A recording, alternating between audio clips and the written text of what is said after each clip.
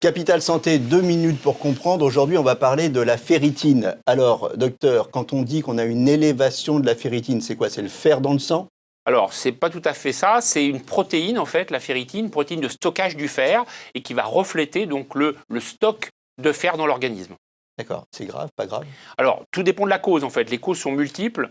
Alors, qu'est-ce qu'il y a comme cause? Alors, il y a l'alcool, la consommation d'alcool, il y a le surpoids, il y a les hépatites, virales notamment, ou alcooliques, et puis il y a les syndromes inflammatoires. Toute inflammation de l'organisme va s'accompagner d'une élévation de la ferritine. Il y a des causes génétiques aussi, non? Alors, tout à fait. Il y a des familles où on fait... Hein? Exactement. Donc, dans le nord de la France en particulier, c'est ce qu'on appelle l'hémochromatose, c'est-à-dire il y a une mutation, une ou des mutations, il y a plusieurs mutations décrites, et cette mutation va générer une hyperabsorption du fer dans le tube digestif. Donc, du coup, le fer est absorbé et va être stocké d'une façon anormalement importante dans le sang et dans le foie, et c'est ça le problème.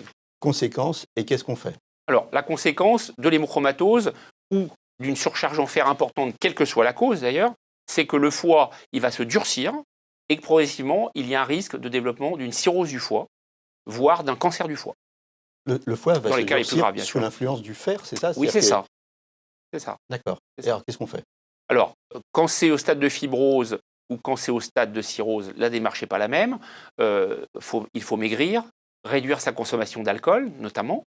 Et puis, dans l'hémochromatose génétique, là, il y a un traitement particulier qui sont les saignées. Ça va consister, en fait, à enlever du sang au patient. Comme à l'époque de Molière, hein, c'est ça? C'est ça, oui. Sauf que voilà, c'est une réalité et ça marche bien. Et on enlève près d'1 demi-litre au patient, selon des séquences de... Alors, une semaine au début, puis une fois par mois par la suite.